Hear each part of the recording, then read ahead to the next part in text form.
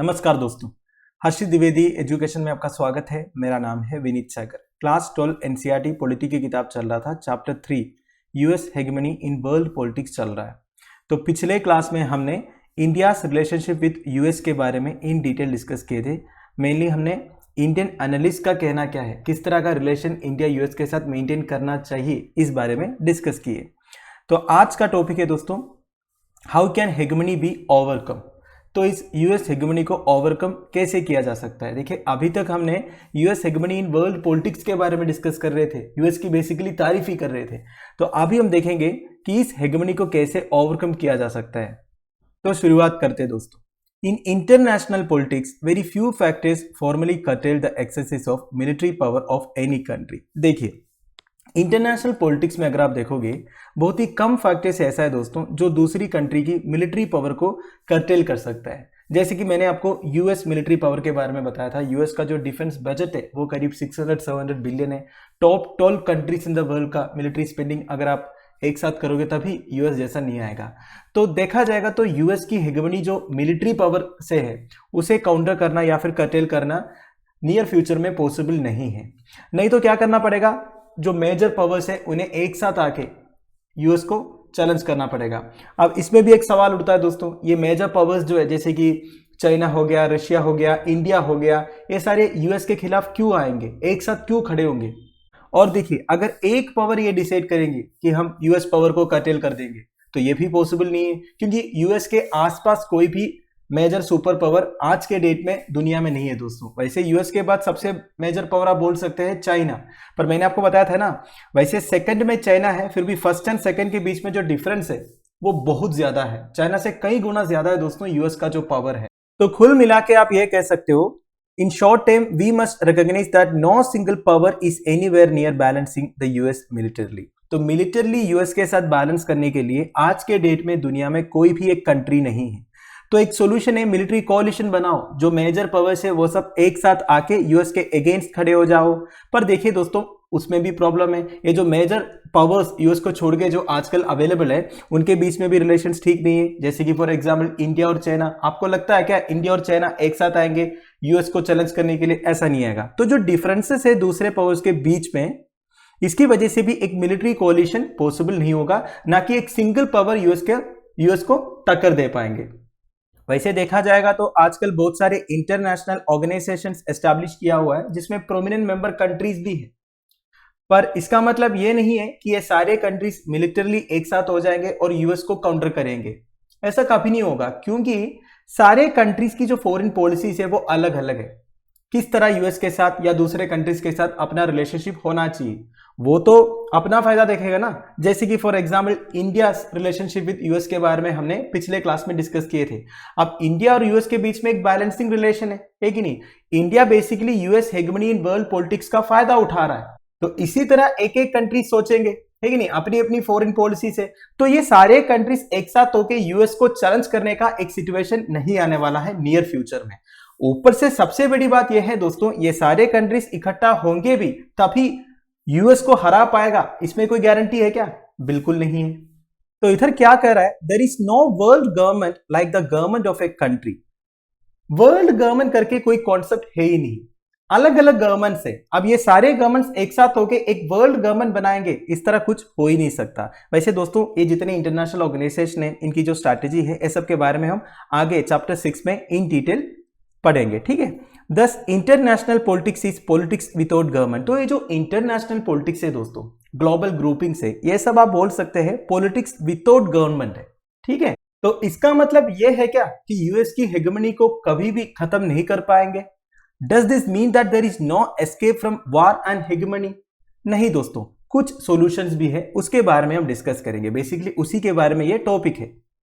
तो देखिए, some people argue that it is strategically more prudent to take advantage of the opportunities that hegemony creates। इस बारे में हमने पहले भी बात किया है दोस्तों।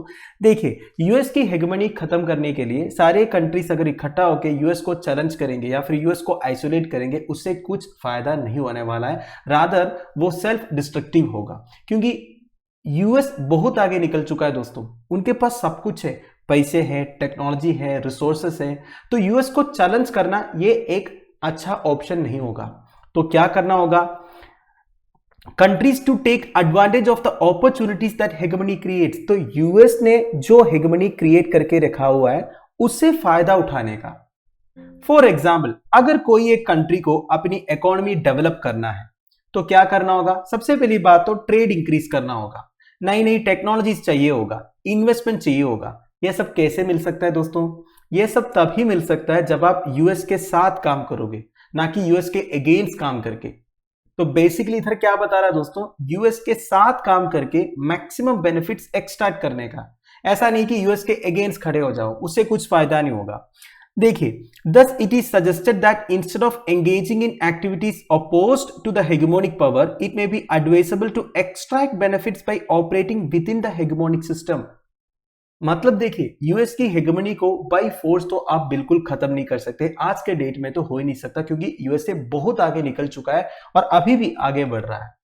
तो सबसे अच्छा स्ट्रैटेजी यही होगा दोस्तों, यूएस के साथ काम करो, उनसे जितने बेनिफिट्स एक्सट्रैक्ट करना है वो पूरा एक्सट्रैक्ट करो और अंतर से उस हेगेमनी को खत्म करने की कोशिश करो। इसे बोलते हैं बैंड वैगन स्ट्रैटेजी।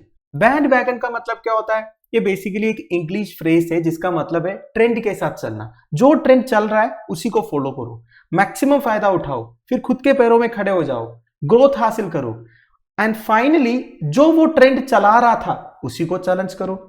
तो इधर यूएस की जो हेगेमनी चल रहा है वो एक ट्रेंड है, तो उसी को फॉलो करो, उसी से मैक्सिमम बेनिफिट्स एक्सट्रैक्ट करो और फाइनली यूएस को ही चैलेंज करो। पर यूएस को चैलेंज करने के लिए आपको मैक्सिमम ग्रोथ हासिल करना पड़ेगा। अब मैं आपको एक एग्जांपल के साथ बताऊंगा चाइना का जो सिचुएशन है।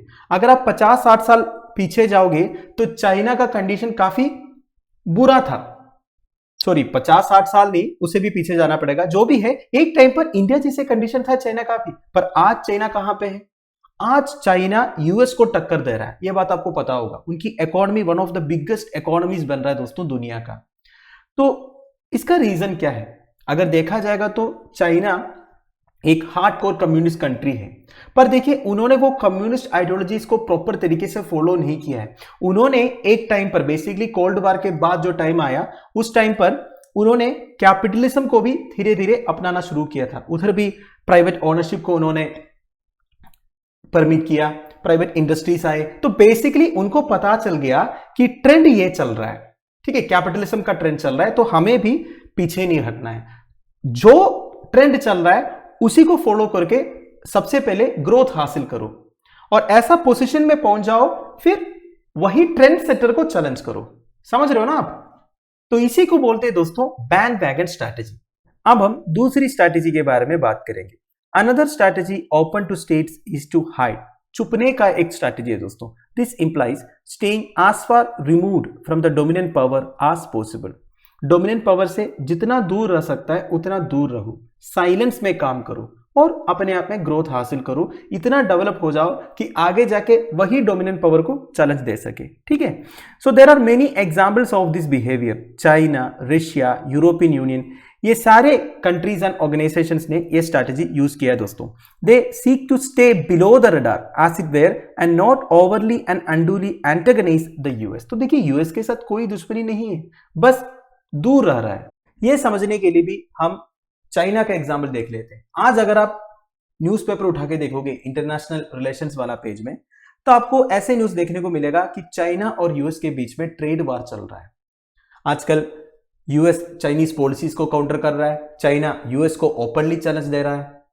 पर अगर आप 10-15 साल पहले का न्यूज़पेपर देखोगे, इस तरह कोई न्यूज आता नहीं था, चाइना कहीं न्यूज में ही नहीं था। तो चाइना क्या कर रहा था, चुपचाप अपना काम कर रहा था, साइलेंस में काम कर रहा था, अपनी इकोनॉमी को डेवलप कर रहा था। आज वो ऐसे एक कंडीशन में पहुंच गया है कि यूएस को वो चैलेंज कर सकता है कि नहीं? पर देखिए दोस्तों, अगर यूएस को ये बात पता चलता, चाइना मतलब ढोल पीट के ये बताते ही रहता हम ये कर रहे हैं वो कर रहा है, तो यूएस को पता चलता, तो यूएस जिस तरह आज चाइना को चैलेंज कर रहा है उस तरह पहले भी करते, तो कभी भी चाइना का डेवलपमेंट नहीं हो पाता। तो चाइना ने क्या स्ट्रैटेजी यूज किया, हाइडिंग वाला स्ट्रैटेजी यूज किया। वो चुपचाप अपनी इकोनॉमी को डेवलप किया। समझ गए? क्योंकि देखिए यूएस अपनी हेगेमनी हमेशा मेंटेन करना चाहता है, वो ये नहीं चाहता कि कोई और कंट्री हेगेमनी एस्टैब्लिश करे।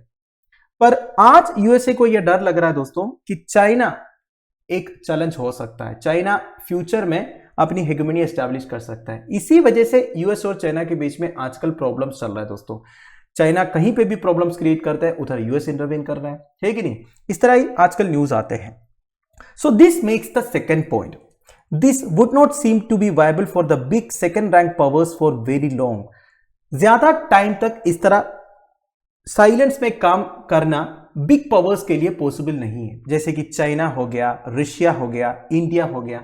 कब तक छुपा के रखोगे?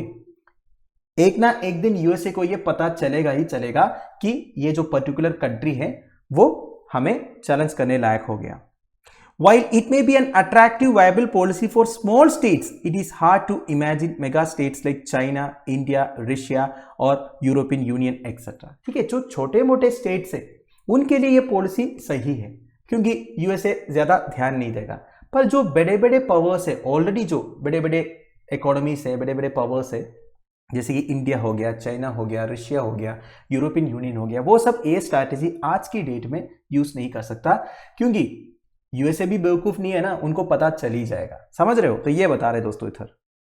तो दोस्तों हमने दो स्ट्रैटेजी डिस्कस किए, वन इज यूएस हेगेमनी के साथ रहने का, ज्यादा बेनिफिट्स एक्सट्रैक्ट करने का, फिर उसी हेगेमोन को चैलेंज करने का। ठीक है, दूसरी स्ट्रैटेजी है हाइड करने की स्ट्रैटेजी, मतलब यूएस से जितना दूर रह सके उतना दूर रह के साइलेंस में काम करके ग्रोथ हासिल करने का, फिर हेगेमोन को चैलेंज करने का।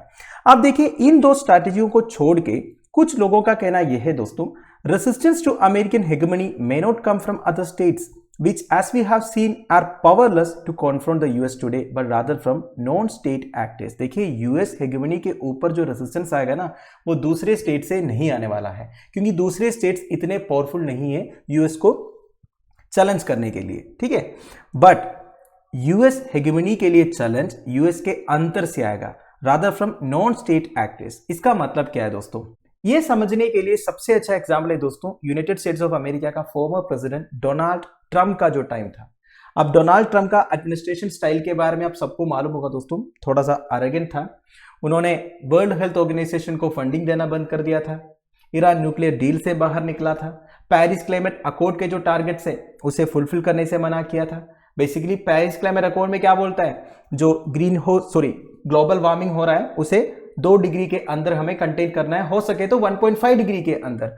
तो डोनाल्ड ट्रंप ने सीधा सीधा ये बोल दिया हम ये टारगेट्स को अचीव नहीं कर पाएंगे क्योंकि जो लोग रेस्पॉन्सिबल है उन्हीं को करना चाहिए, वेरास यूएस ही सबसे ज्यादा रेस्पॉन्सिबल है ग्लोबल वार्मिंग के लिए। ये बात भी आपको पता होगा क्योंकि इतना ज्यादा जो इंडस्ट्रियल ग्रोथ हुआ है यूनाइटेड स्टेट्स ऑफ अमेरिका का। तो इस तरह का फूलिश डिसीजंस आता था डोनाल्ड ट्रंप के साइड से। तो डोनाल्ड ट्रंप के अगेंस्ट काफी रेजिस्टेंस हुआ यूएस के अंदर से ही। काफी सारे non governmental organisations like intellectuals, media, artist, writers सब डोनाल्ड ट्रंप के अगेंस्ट आने लग गया। देखिए क्लाइमेट चेंज को एक बहुत बड़ा प्रॉब्लम वो समझ नहीं रहा है। ऐसे कैसे हो सकता है? क्लाइमेट चेंज तो सबसे बड़ा इश्यू है। आज हमारे अर्थ के ऊपर सबसे बड़ा थ्रेट क्या है? क्लाइमेट चेंज है। अगर क्लाइमेट चेंज को टैकल नहीं करेंगे हमारी पृथ्वी खत्म हो जाएंगे, है कि नहीं? और उसी को डोनाल्ड ट्रंप सीरियसली नहीं ले रहा था। तो उनके अगेंस्ट काफी प्रोटेस्ट आए, नॉन स्टेट एक्टर्स ने उनके अगेंस्ट ट्वीट करने लगे। फॉर एग्जाम्पल ग्रेटा थनबर्ग के बारे में आपको मालूम होगा, जो एक क्लाइमेट एक्टिविस्ट है, वो तो स्वीडन की है, वो डोनाल्ड ट्रंप के अगेंस्ट ट्वीट किया था, है कि नहीं? तो मतलब डोनाल्ड ट्रंप के अगेंस्ट ट्वीट करना मतलब क्या हो गया? पूरा यूएस के अगेंस्ट एक ऑपोजिशन आ रहा है, एक रेजिस्टेंस आ रहा है। तो कुछ लोगों का कहना यह है अमेरिकन हेगेमनी इस तरह नॉन स्टेट एक्टर्स से भी और यूनाइटेड स्टेट्स ऑफ अमेरिका के अंदर जो लोग हैं जो एडमिनिस्ट्रेशन के अगेंस्ट बात करते हैं, इसकी वजह से भी खत्म हो जाएगा। क्योंकि जब देश के अंदर कंडीशंस ठीक नहीं होगा, जो ऑर्डिनरी सिटीजन है वो एडमिनिस्ट्रेशन से खुश नहीं होगा, प्रोटेस्ट चलते रहेंगे, तब वो दुनिया के ऊपर हेगेमनी कैसे एस्टैब्लिश करेंगे? समझ रहे हो ना?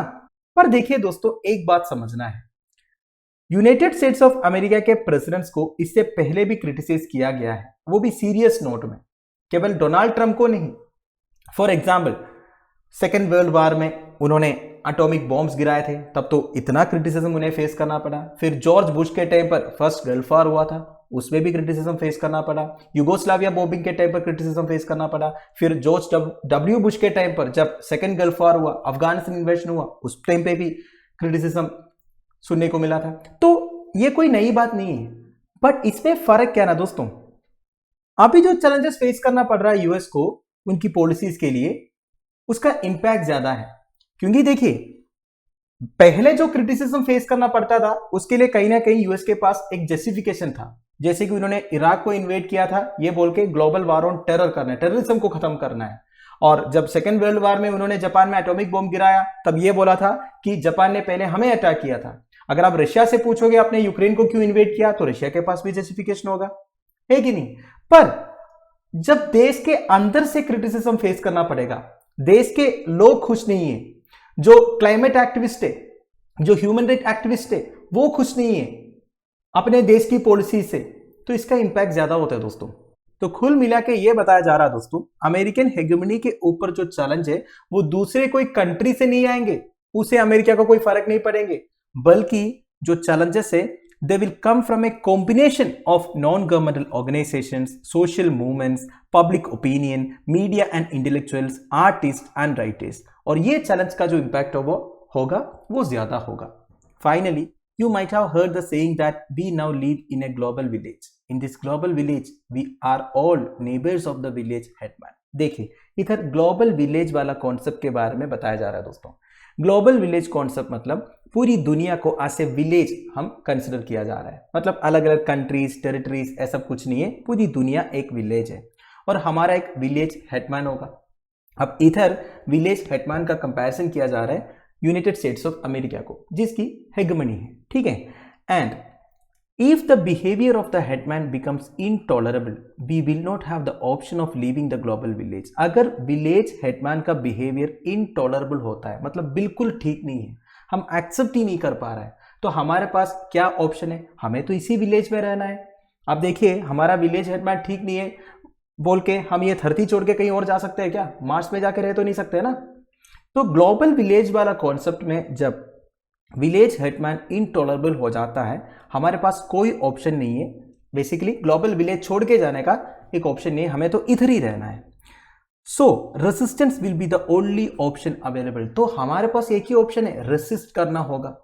तब तक रेसिस्ट करो कि विलेज हेडमैन का जो बिहेवियर है वो ठीक हो जाए।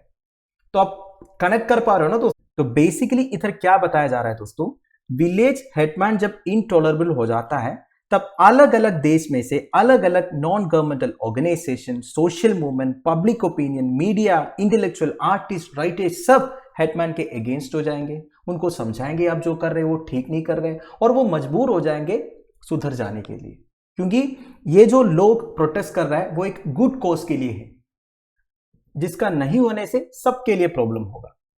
तो दोस्तों दैट्स इट, आई होप आपको समझ में आ गया होगा। तो बेसिकली हमने आज क्या डिस्कस किए, यूएस की जो हेगमनी है उसे कैसे ओवरकम किया जा सकता है। वैसे प्रेमा फेसी हमने ये समझा कि यूएस की हेगमनी जल्दी खत्म नहीं हो सकता, ओवर द नाइट यूएस की हेगमनी खत्म नहीं हो सकता, क्योंकि बाय फोर्स और पावर हम यूएस को चैलेंज नहीं कर सकते। दुनिया में ऐसा कोई पावर नहीं है कि यूएस के अगेंस्ट खड़ा होकर यूएस को हरा सके, क्योंकि यूएसए बहुत आगे निकल चुका है।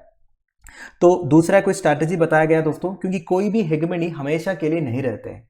अगर आप देखोगे 2022 हो गया, अब एक यूनिपोलर वर्ल्ड नहीं रहा है, थोड़ा बहुत मल्टीपोलर वर्ल्ड है, अलग अलग कंट्रीज के इंपॉर्टेंस है, केवल यूएस का नहीं है। तो ये धीरे धीरे ये जो हेगमनी अभी चल रहा है दोस्तों, थोड़ा बहुत ये भी खत्म हो जाएगा एक दिन, ठीक है। तो इधर दो मेन स्ट्रैटेजी के बारे में बता रहे हैं दोस्तों, किस तरह यूएस हेगमनी को खत्म कर सकता है। वन इज यूएसए के साथ रह के बेसिकली उनसे मैक्सिमम बेनिफिट्स को एक्सट्रैक्ट करके अपने आप को डेवलप करने का, ठीक है, जिसको बैंड वैगन स्ट्रैटेजी बोलते हैं, बाद में उस हेगमोन को चैलेंज करने का, ठीक है। तो बैंड वैगन स्ट्रैटेजी क्या है हमने डिस्कस किया। दूसरी स्ट्रैटेजी था हाइड वाला स्ट्रैटेजी, मतलब यूएस से जितना दूर रह सकता है उतना दूर रहो और अपने आप को डेवलप करो, बाद में इतना काबिल बन जाओ कि उस हेगमोन को चैलेंज करे। पर हमने ये देखा ये बड़े बड़े फोर्सेस के लिए इतना पॉसिबल नहीं है, कुछ टाइम के लिए हाइड कर सकता है, बाद में हाइड आप नहीं कर पाओगे, जैसे कि चाइना आजकल यूएसए का राइवल बन गया है कि नहीं। फाइनली हमने ये वाला ग्लोबल विलेज वाला कॉन्सेप्ट भी देखा दोस्तों। तो इससे हमारा chapter 3 US hegemony in world politics खत्म हो चुका है दोस्तों। अगले क्लास में हम चैप्टर 4 शुरू करेंगे, ऑल्टरनेटिव सेंटर्स ऑफ पावर। तो आई होप आपको वीडियो इन्फॉर्मेटिव लगा होगा। आप लोगों की वैल्यूबल सजेशंस कमेंट्स आप मुझे प्लीज़ कमेंट बॉक्स में बता दीजिएगा कि आप मुझे फॉलो कर पा रहे हैं या नहीं कर पा रहे हैं। कुछ सजेशंस है तो ज़रूर बता दीजिएगा, आई विल इनकॉर्पोरेट इट। तो till then bye bye, have a nice day.